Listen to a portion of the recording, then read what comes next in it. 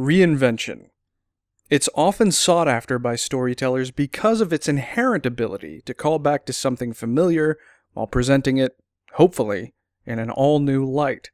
It's not easy, but when it's approached with dedication, care, and craftsmanship, reinvention can be a powerful, effective method to make our old standbys seem as new as they were when they first came along.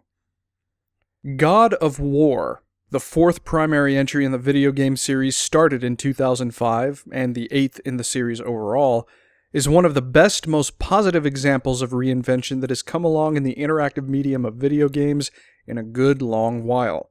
Maintaining only narrative and character continuity from the previous entries in the series, every other aspect of this new experience, from the game mechanics, level design, and even its very setting, are all entirely different from the previous games featuring Kratos. What is it exactly about God of War that is so satisfying as an enthralling video game, a story about a father and son, and the next chapter in the life of a beloved character? Let's step into the realms connected by Yggdrasil and try to discover the answer to exactly that question. One thing that becomes immediately apparent when first starting the game up is that developer Santa Monica Studio put a great deal of time, attention, and effort into the graphical look of the game, resulting in the most visually impressive title to hit the PlayStation 4 in the system's 4.5-year history. Sony has been no stranger to pushing the limit of graphical fidelity on their exclusive offerings, with entries like Uncharted 4 and Horizon Zero Dawn coming to mind, but God of War takes the lessons and standards established by those games to totally new heights. That makes this one the game to beat when it comes to showing off the technical capabilities of the PS4 platform itself. On the base model, the game runs at a solid 1080p resolution at 30 frames per second.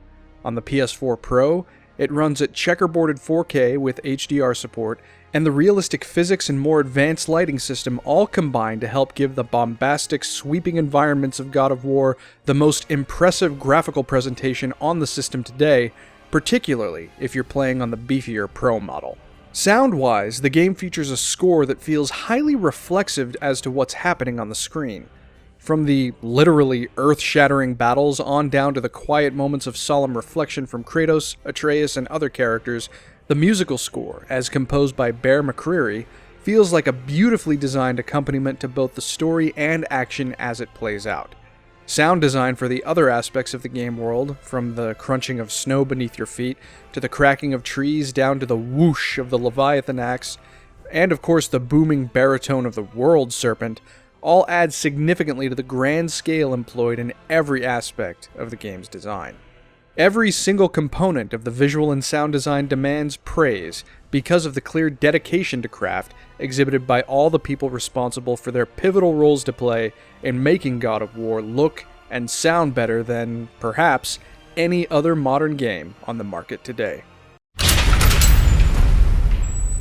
While people are right in saying that God of War is a notable departure from the norms of the series, it's most definitely not anything even remotely resembling a reboot when looking solely at the game's story. Yes, the setting is drastically different, as are many of the supporting characters and situations you're forced to encounter while playing, but the one element that anchors this game into the previous events and lore that define the originals is the guy placed at the center of everything across them all: Kratos. The primary difference in the story here is in its tone. Gone is the more bombastic, balls-to-the-wall, roided-out masculine rage from the original game, and in its place is a god struggling to keep his smoldering anger, and the power that comes with it, under control.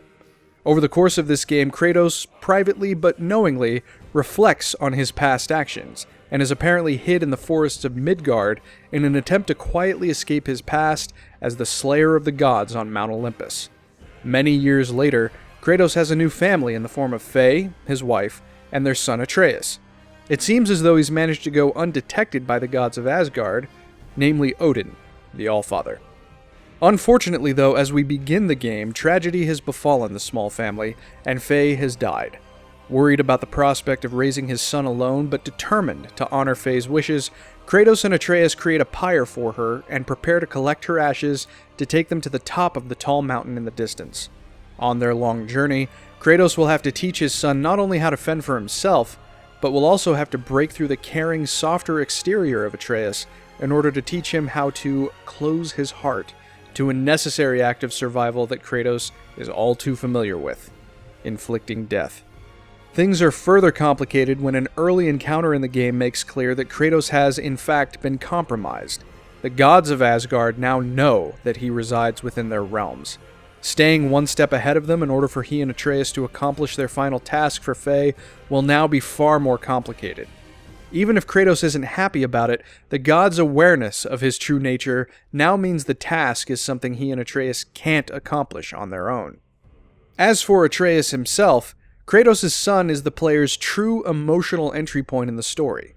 While Kratos makes for an engaging and powerful player character, he's not exactly the most emotionally honest guy in the game, only letting his stone-faced visage crack when he has a moment to himself after he realizes that the Norse gods have discovered he's in Midgard. Picking up that baton of blunt and refreshing emotional honesty is Atreus, whose insight into the myths of Asgard and Midgard and earnest curiosity about the worlds around him helps to make you feel a sense of parental protection for him as you pave the way on the journey. The story on display here feels like an epic of old in both presentation and execution, with the emotional moments often quickly punctuated by some thunderous battle or a shocking revelation. This is a tale that deserves to be told on as grand a canvas as possible, and Santa Monica Studio brings every element, visuals, sounds, writing, and performances, to bear to deliver on the promise that is the story to God of War. While this game has story ties to the previous entries in the series, its most pivotal element, gameplay, makes clear that it's an entirely different beast altogether. While the original games were far more simplistic hack-and-slash action games operating off of a largely fixed camera position, 2018's God of War is almost as if The Legend of Zelda Breath of the Wild had a baby with Dark Souls. You have to be very present as you play through the game in order to be conscious of currency and elemental pickups, how to best optimize your resources and artifacts in order to turn them into tangible upgrades for skills and materials, and keeping an eye out for quick puzzles that could lead to some pretty consequential legendary items you can find along your journey. The combat has also been completely redesigned, with greater attention being paid to adding greater depth.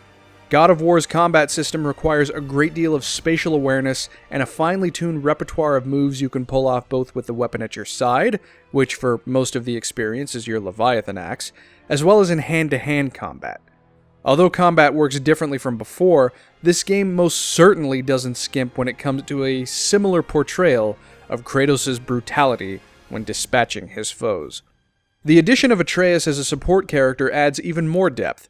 He starts off with the ability to fire his arrows in order to both stun and distract the enemies you're currently taking on, while later you can upgrade his gear and even his combat moves so that he can become a true force to be reckoned with, getting involved by jumping on enemies' backs and letting loose a volley of more powerful projectiles to become a notable difference maker in some of the later battles. Do not overlook upgrades for Atreus. In specific moments, he can very easily be the difference between life and death for Kratos. All in all, the gameplay element of God of War constitutes the biggest, most visible, and fundamental reimagination of the entire series, and the whole affair is far better for it. There is a lot to chew on here, and chances are you'll love every minute of it. God of War is easily the most standout game experience of 2018 so far, and the best that the game series featuring Kratos has ever produced. Its desire to maintain continuity with previous games on the story front, while completely changing the way the game mechanics work, is a solid move, giving an in to series veterans, while also being extraordinarily friendly to new players. Because of the perfect storm of factors that make this a truly memorable and surprisingly powerful game from the perspective of both seeing the story play out and pounding through dark elves, trolls, and other Norse adversaries, we have no choice but to bow to its greatness. It may not be perfect, but for our money, God of War comes surprisingly close. For more on God of War, as well as an in-depth written review of this game, be sure to check out geeksandgamers.com.